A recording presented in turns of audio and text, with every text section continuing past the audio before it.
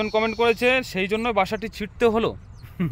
এখানে ডিসপ্লেতে শো হচ্ছে দেখুন, মানে অন্তরের কাছের লোক তারা কিন্তু অনেকে কমেন্ট করছে, খুব ভালো লাগছে। প্রত্যেকের কমেন্টে আমি রিপ্লাই দিচ্ছি, কমেন্টের আমি রেসপন্স করার চেষ্টা করছি। তো সবাই কিন্তু খুব সুন্দর সুন্দর কমেন্ট করেছে, মানে এত সুন্দর কমেন্ট করেছে যে কমেন্টে আমি আরও মোটিভেশন পাচ্ছি, আমি আরও মোটিভেটেড হচ্ছি। কিন্তু তার মধ্যে দু একজন, মানে আমি বলবো না যে তারা হেটার্স করেছে, তারা আমাকে অন্যভাবে বলেছে তাই নয়। তো একজন কমেন্ট করেছে সেই জন্য বাসাটি ছিঁড়তে হলো। এখানে ডিসপ্লেতে শো হচ্ছে দেখুন।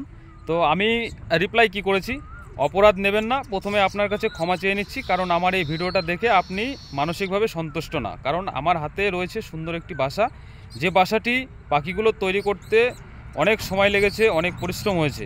তবে বিশ্বাস করুন, এই বাসাটি কিন্তু আমি গাছ থেকে ছিঁড়িনি। এরকম অনেক বাসা গাছটির নিচে পড়ে আছে, আমি সেখান থেকে একটা ভালো দেখে নিয়ে ভিডিওটি তৈরি করেছি। তার প্রুফ আমি দেব। দেখুন, যারা কমেন্ট করেছেন প্রত্যেককে আমি অসংখ্য ধন্যবাদ জানাই। তার কারণ হচ্ছে আপনারা কমেন্ট করেছেন, ভিডিওটা তার জন্যই কিন্তু রিচ পাচ্ছে। আর একজন খুব সুন্দর ছন্দ মিলিয়ে লিখেছেন, তুমি কেন বাসাটিকে রাখো হাতে ধরে, যথাস্থানে রেখে দাও ডালের উপরে, পরে যদি খোঁজে পাখি তার নিজ ঘর, ঘর পেয়ে খুশি হবে শাখারও উপর। এত সুন্দর লাইনটা মিলিয়েছে না, মানে সত্যি ওনার এই কবিত্বকে আমি সম্মান জানাই। যদিও বা বিষয়টি আমার মানে আমাকে পার্সোনালি অ্যাটাক বা আমাকে মিন করা কিনা আমি জানি না, তবু আমি বলছি বাসাটি কিন্তু আমি নষ্ট করিনি বা গাছ থেকে ছিঁড়িনি। এবারে দেখুন, সেম গাছ, সেম বাসা, same place, same dress up, same get up. শুধু আমার পরিবর্তন হচ্ছে একটাই, সেটা হচ্ছে আমি একটা শু পরে নিয়েছি। কারণ এইখানে আগের বার জল ছিল না, এবার কিন্তু জল হয়ে গেছে, কারণ নিম্নচাপ বৃষ্টি হচ্ছে জানেনই। তো আমি এবার আপনাদের দেখাই বিষয়টা। আমি যদিও বা জলের মধ্যে নামার জন্য আগ্রহী, কিন্তু আমি নামতে পারছি না এই কারণে, এই জলটা খুব বিষাক্ত জল। এইটা মেডিসিন ফেলা আছে এখানে, ওইটা গুলে গেছে, প্রচুর পয়জনিং হয়ে গেছে। এই জলে নামলে হাজার হয়ে যেতে পারে। দেখুন, সেম গাছ, সেম ব্যাকগ্রাউন্ড, সব কিছু সেম। হয়তোবা আগের যে ভিডিও তার থেকে বাসা কিন্তু এই গাছে আরও কম। তার কারণ দেখেন, এই একটা পড়ে আছে, ওই একটা পড়ে আছে, ওইখানে একটা পড়ে আছে, ওই যে পড়ে আছে, আরও অনেক বাসা পড়ে আছে। আমার মনে হয় সম্ভবত আমি যেটা দিয়ে ভিডিও করেছিলাম সেটা হচ্ছে ওই বাসাটা সম্ভবত। এই যে বাসাটা না, আমি যাবো, ওই দিকেই যাবো, গিয়ে আমি আপনাদের দেখাবো। চলুন, এই দিক দিয়ে আমি যাব। এখানে রয়েছে অসংখ্য বাবলা গাছের কাঁটা। তবে বাবলা গাছের কাঁটাতে আমার খুব একটা ক্ষতি হবে না, কারণ আমার পায়ে রয়েছে সেফটি শু। যদি খুব বেশি বড় কাঁটা না হয়, আমার কিন্তু তেমন কোনো ক্ষতি হবে না। ও ভাই, পায়ে জড়িয়ে গেছে। এই দেখুন, এই গাছটা দেখুন, এই যে বাপরে বাপরে, এই দেখুন, এই গাছটি কিন্তু একদম, ও সরি গড, দেখুন এর মধ্যে ডিম ছিল। ইস, ডিমগুলো না বাচ্চা ফুটে বেরিয়ে গেছে। এই দেখুন, বাচ্চা ফুটে বেরিয়ে গেছে, সব খোসা। এই দেখুন বাচ্চা ফুটে বেরিয়ে গেছে। ও, আমার শরীর কাঁপছে কেন জানেন, এত সুন্দর একটা বাসা ছিঁড়ে পড়ে গেছে। তবে এখন একটু ভালো লাগছে, কারণ ডিম ফুটে বাচ্চাগুলো বেরিয়ে গেছে, তারপরে বাসাটা ভেঙেছে।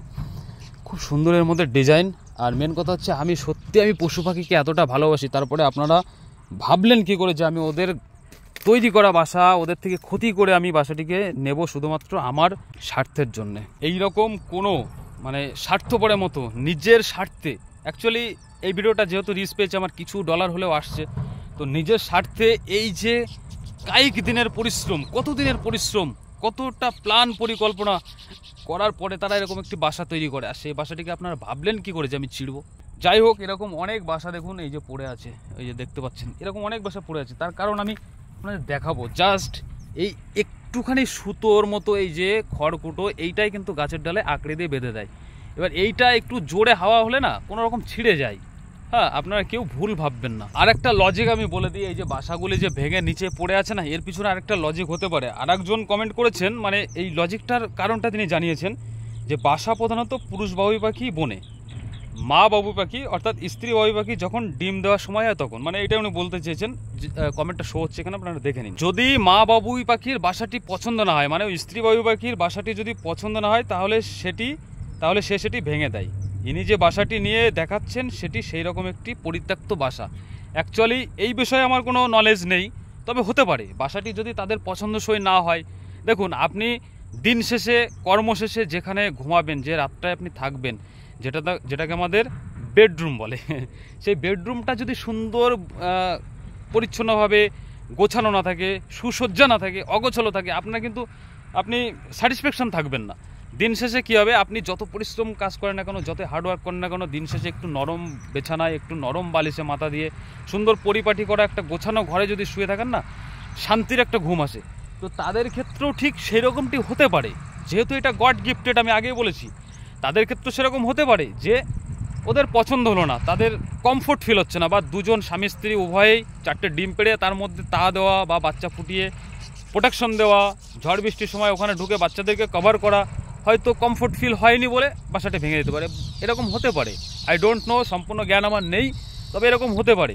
আর সবথেকে বড় রিজন আমার যেটা মনে হয় সেটা যে এই এক টুকরো ডালের সাথে এক টুকরো লতা পাতা দিয়ে এরকম যে পেঁচিয়ে ঝোলানো রয়েছে, এটা একটু বড় ঝড় হলে, বেশি বেগের ঝড় হলে কিন্তু ছিঁড়ে পড়ে যেতে পারে।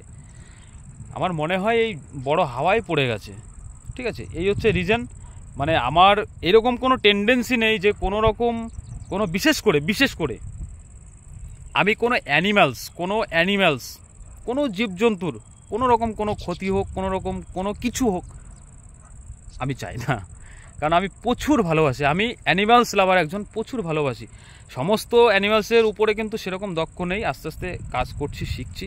আমার প্রতিটি জীবজন্তুর প্রতি একটা আকর্ষণীয় টান রয়েছে। ধন্যবাদ।